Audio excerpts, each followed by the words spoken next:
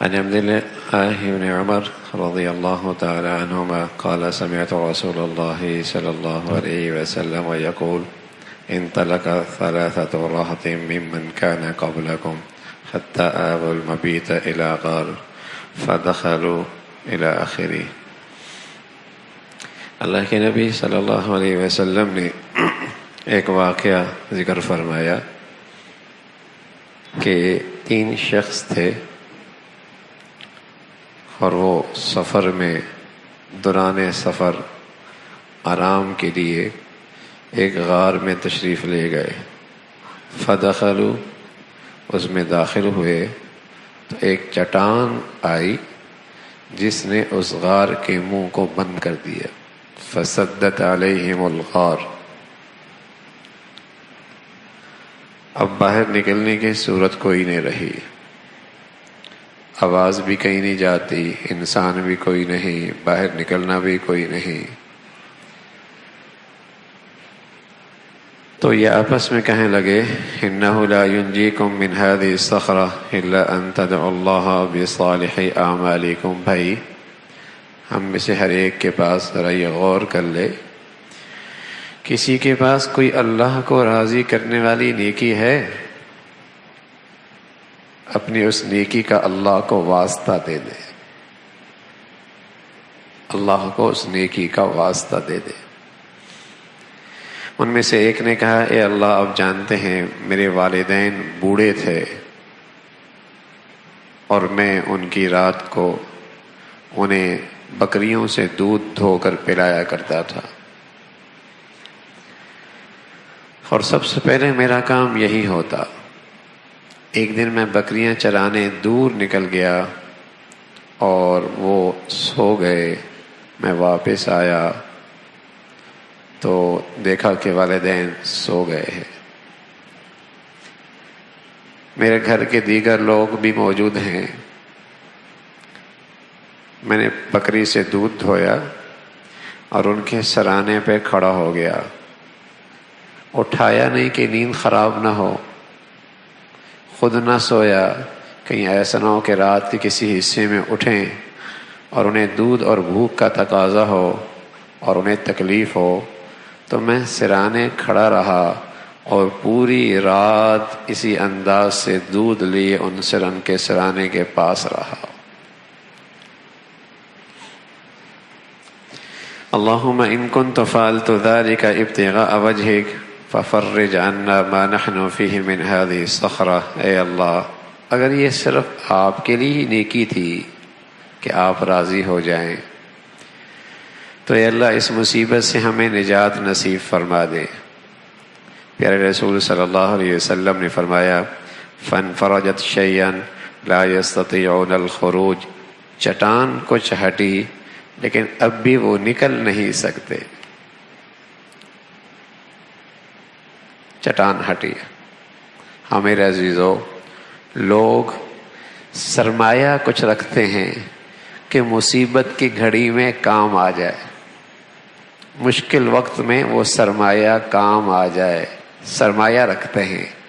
بچوں کی شادی، بیماری کا معاملہ، گھر کا مسئلہ، کہیں کسی مشکل گھاٹی میں سرمایہ کام آ جائے۔ سبحان اللہ۔ ارے میرے عزیزو، نیکیوں کا بھی سرمایہ رکھا کرو، یہ بھی بڑی مشکل گھاٹیوں میں کام آتا ہے۔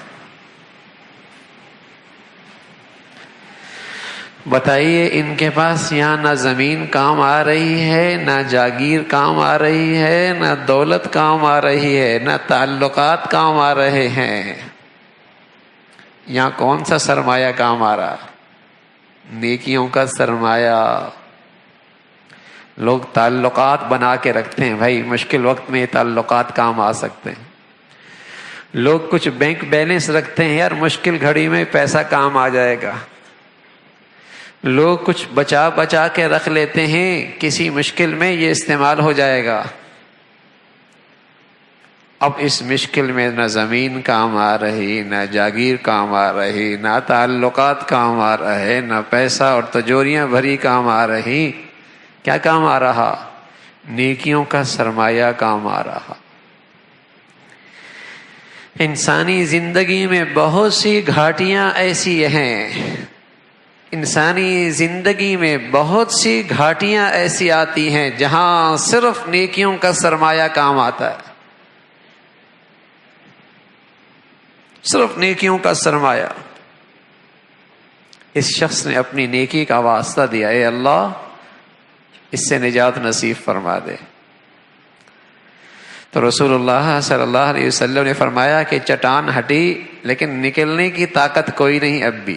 دوسرا شخص، اس نے فریاد کی اپنے اللہ سے اور کہنے لگا، اے اللہ آپ جانتے ہیں کہ کانت لی بنت عم کانت احب الناس الی فاردت عن نفسها، میری ایک کزن تھی اور میں اس کے عشق اور محبت میں مبتلا ہو چکا تھا، میں اس کے عشق میں بیمار ہو چکا تھا، مجھے اس کی محبت کی بیماری لگ گئی تھی۔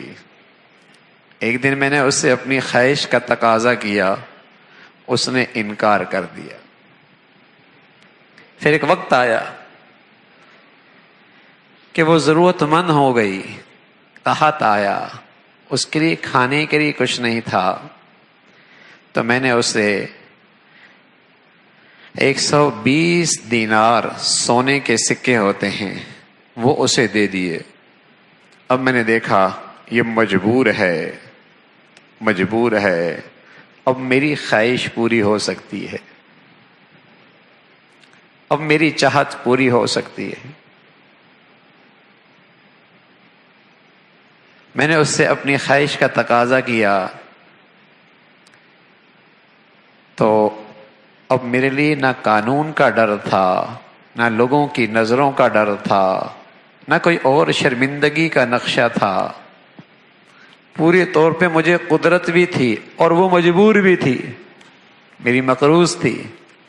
اور اللہ آپ بھی جانتے ہیں میں اس کے عشق اور محبت میں مبتلا بھی تھا، زمین پر سب سے زیادہ مجھے محبت اسی سے تھی۔ جب میں اس کے قریب آیا تو اس نے کہا، اللہ سے ڈر، ایسا نہ کر، اللہ سے ڈر، ایسا نہ کر۔ اے اللہ آپ جانتے ہیں تیرا نام آنا تھا کہ میں اس گناہ سے پیچھے ہٹ گیا، اور میں نے وہ سونے کے سکے بھی اسے چھوڑ دیے۔ اے اللہ اگر یہ نیکی آپ کے ہاں قبول ہے تو اس مصیبت سے مجھے نجات نصیب فرما دے۔ پیارے رسول صلی اللہ علیہ وسلم فرمانے لگے، فانفرجت الصخرۃ غیر انہم لا یستطیعون الخروج منہا، چٹان اور ہٹی لیکن اب بھی نکل نہیں سکتے۔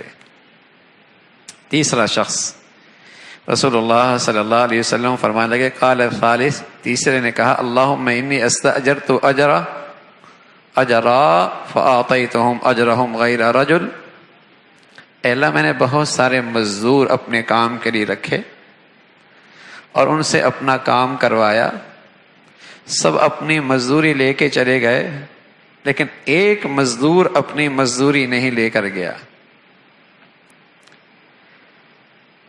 تو میں نے اس کی مزدوری کاروبار میں لگا دی، اور فثمرت اجرہ حتی کثرت منہ الاموال، تو اس کا سرمایہ بڑھتا چلا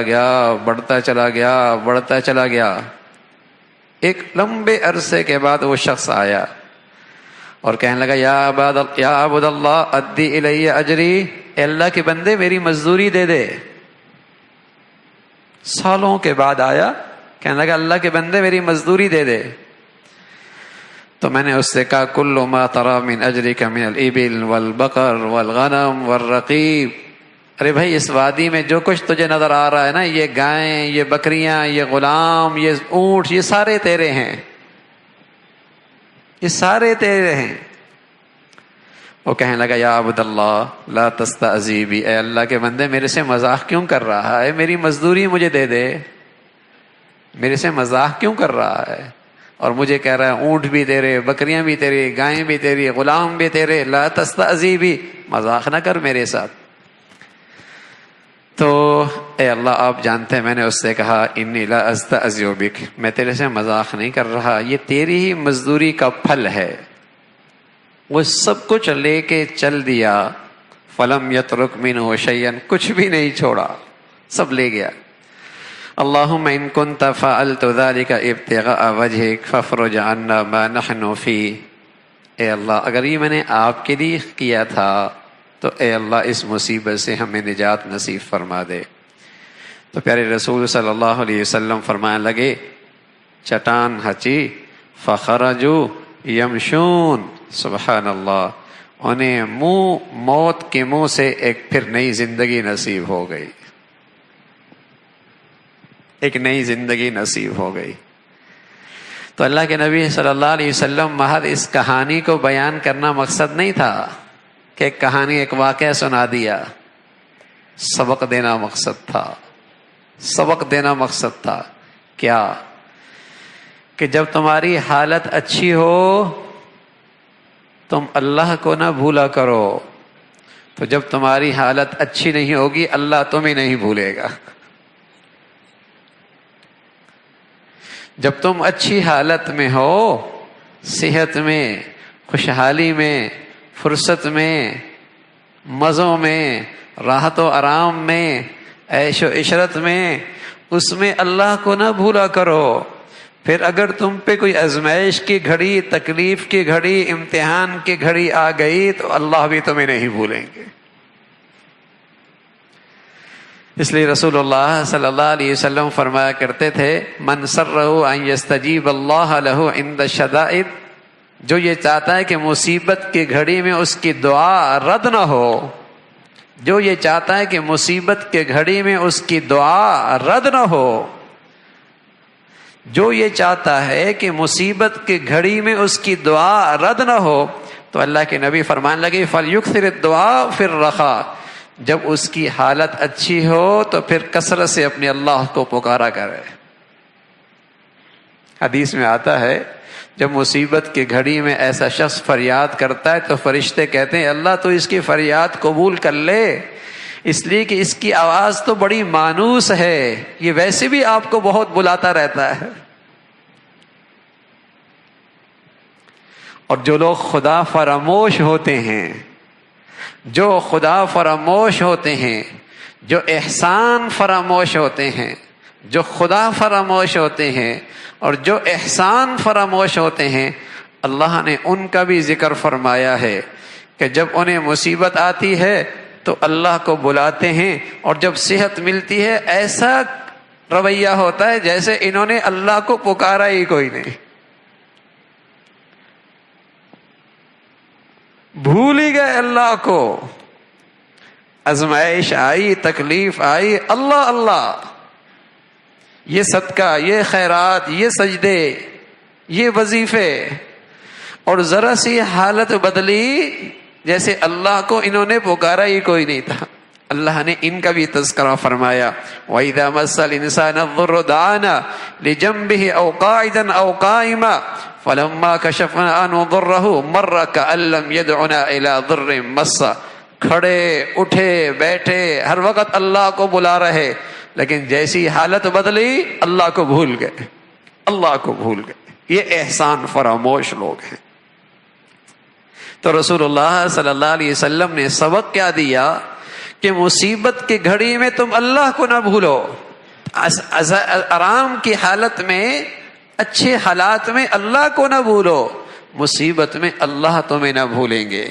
ایک دن آپ کے چچا کے بیٹے حضرت عبداللہ ابن عباس رضی اللہ تعالیٰ عنہما آپ کے پاس سواری میں پیچھے بیٹھے ہوئے اور اس چچا کے بیٹے کو چند نصیحتیں کی اور کہنے لگے بیٹے یا غلام یا غلام، غلام پیار سے کہتے ہیں، پیار سے، ہاں، یا غلام یا غلام، جیسے کہتے ہیں یا ابنی میرا بیٹا، اور کہتے ہیں یا بنیا اے میرے پیارے بیٹے، پیار سے کہتے ہیں یا غلام۔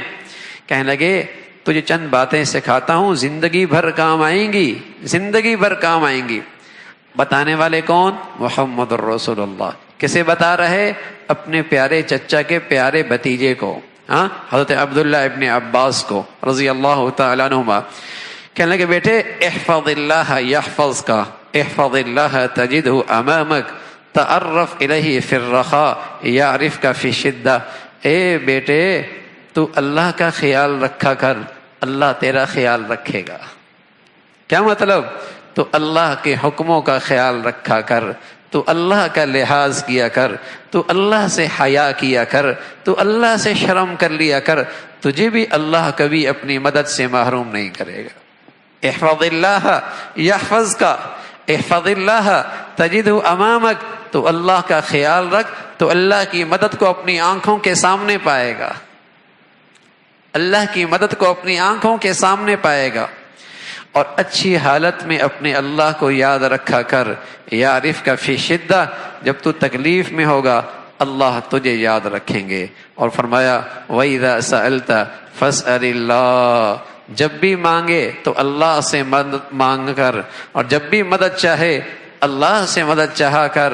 اور یاد رکھ ساری کی ساری مخلوق بھی اکٹھی ہو جائے اور تجھے نفع پہنچانا چاہے، لیکن تیرے لیے لکھا نہ ہو، ساری دنیا بھی مل کر نفع نہیں پہنچا سکتی، اور ساری دنیا مل کر تجھے نقصان پہنچانے پہ آئے، اللہ کے ہاں نہ لکھا ہو، کوئی تیرا بال بھی بھیگا نہیں کر سکتا۔ اس لیے ہمیشہ اپنے اللہ کے در پہ رہا کر، اپنے اللہ کو یاد رکھا کر، مصیبت کی گھڑی میں اللہ کو نہ بھولا کر۔ پھر ساتھ ساتھ اللہ کے نبی صلی اللہ علیہ وسلم نے یہاں ایک اور سبق دیا کہ ہمیشہ آدمی کے پاس نیکیوں کا سرمایہ ہونا چاہیے۔ یہ مشکل گھاٹیوں میں کام آتا ہے، یہ مشکل گھاٹیوں میں کام آتا ہے۔ ایک منظرنامہ ہے معاشر کا، جہاں کوئی سایہ نہیں ہے اور لوگ اس معاشر کے میدان میں مختلف کیفیات میں ہوں گے، اور آج کی گرمی برداشت نہیں ہوتی، ہاں، اور کتنے میلوں میل سورج دور ہے، اور بھائی اللہ کے نبی نے فرمایا کہ وہاں سورج سوا نیزے پہ ہوگا اور لوگ پسینے میں ڈوبی ہوئی ہوں گے۔ اب تو ذرا سا جسم پہ پسینہ آ جائے تو بے چینی ہو جاتی ہے۔ فرمایا کسی کی گھٹنوں تک، کسی کے ناف تک، کسی کے گلے تک، اور کوئی ایسا ہوگا بالوں کی چوٹی تک پسینے میں ڈوبا ہوا ہوگا۔ بتائیے وہ کیا منظر ہوگا، کیا منظر ہوگا۔ لیکن رسول اللہ صلی اللہ علیہ وسلم نے بتایا وہاں کچھ مالدار لوگ ہوں گے، مالدار۔ ہاں، جب آدمی مالدار ہوتا ہے تو کوئی اے سی میں چلا جاتا ہے، ہاں، کوئی اے سی میں چلا جاتا ہے، کوئی آرام کی جگہ میں چلا جاتا ہے، کوئی پرسکون جگہ، پیسہ مالدار ہے۔ تو رسول اللہ صلی اللہ علیہ وسلم نے فرمایا وہاں بھی کچھ مالدار ہوں گے اور ان کے پاس نیکیوں کا سرمایہ ہوگا۔ وہ کہاں ہوں گے؟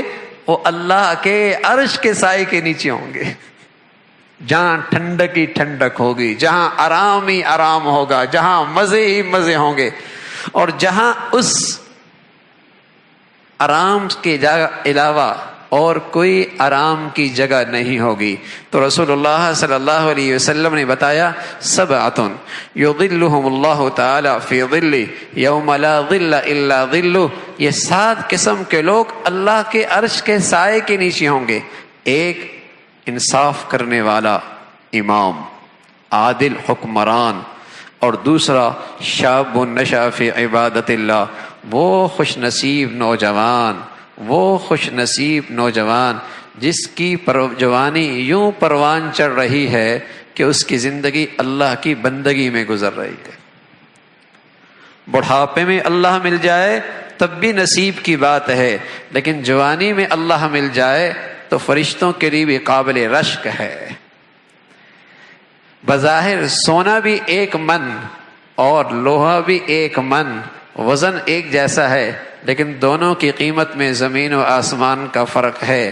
بظاہر بوڑھے اور جوان کے سجدے ایک جیسے، لیکن دونوں کی قیمت میں زمین و آسمان کا فرق ہے۔ لیکن وہ بوڑھا خوش نصیب ہے جس کی جوانی بھی اللہ کی بندگی میں گزرے، جس کا بڑھاپا بھی اللہ کی بندگی میں گزرے۔ تو رسول اللہ صلی اللہ علیہ وسلم نے بتایا کہ یہ سرمایہ دار جس کی جوانی یوں پروان چڑھ رہی ہے کہ اس کی زندگی میں اللہ کی بندگی ہے۔ اور تیسرا مالدار آدمی، ورجل قلبہ معلق فی المساجد، جس کا دل مسجد میں اٹکتا رہتا ہے، باہر نکلتا ہے پھر جی چاہتا ہے مسجد میں آ جاؤں، باہر نکلتا ہے جی چاہتا ہے مسجد میں آ جاؤں۔ جیسے مچھلی باہر جائے تو تڑپتی ہے، پانی میں جائے تو پرسکون ہو جاتی ہے۔ سبحان اللہ، کچھ مسلمان کو ایسا اللہ کے گھر سے تعلق ہو گیا کہ اس کا جی ہی مسجد میں لگا ہے۔ وَرَجُلٌ قَلْبُهُ مُعَلَّقٌ بِالْمَسَاجِدِ، فرمائیے وہ خوش نصیب۔ وَرَجُلَانِ تَحَابَّا فِي اللَّهِ اجْتَمَعَا عَلَيْهِ وَتَفَرَّقَا عَلَيْهِ، وہ خوش نصیب جن کا آپس کا تعلق صرف اللہ کے لیے ہے، جن کا آپس کی محبت صرف اللہ کے لیے ہے۔ اور ایک وہ شخص دعته امرأة ذات منصب وجمال فقال انی اخاف اللہ، ایک خوبصورت عورت، اچھے خاندان کی، حسن و جمال کا نمونہ، اچھے خاندان اور نسب کی، گناہ کی طرف بلائے اور یہ نوجوان کہے میں اللہ سے ڈرتا ہوں، میں اللہ سے ڈرتا ہوں، میں اللہ سے ڈرتا ہوں، یہ وہ خوش نصیب ہے۔ اور ایک وہ شخص جو صدقہ یوں چپکے سے دے کہ بائیں ہاتھ کو بھی خبر نہ ہو، اور ایک وہ شخص رجل ذکر اللہ خالیا، تہجد میں اٹھا ہے، رات کی تاریکی میں اٹھا ہے، سب نظروں سے اوجھل ہیں، یہ اکیلا اپنے اللہ کو یاد کرتا ہے، اور اس یاد کرنے میں اس کی آنکھوں سے آنسو جاری ہو جاتے ہیں، اس کی آنکھوں سے آنسو جاری ہوتے ہیں۔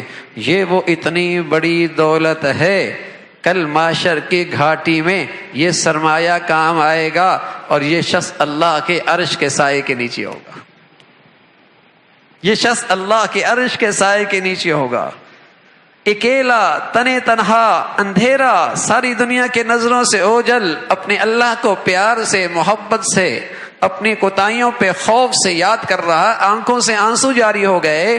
وَذَكَرَ اللَّهَ خَالِيًا وَفَاضَتْ عَيْنَاهُ، آنکھوں سے آنسو جاری ہو گئے۔ یہ وہ سرمایہ ہے جو کل کی گھاٹی میں کام آنے والا ہے، اور اسے اللہ عرش کا سایہ نصیب فرما دے گی۔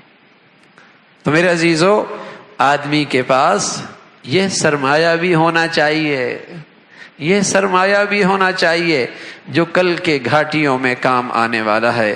اللہ ہم سب کو بھائی، ہم سب کو یہ سرمایہ بھی خوب اکٹھا کرنے کی توفیق نصیب فرما دے۔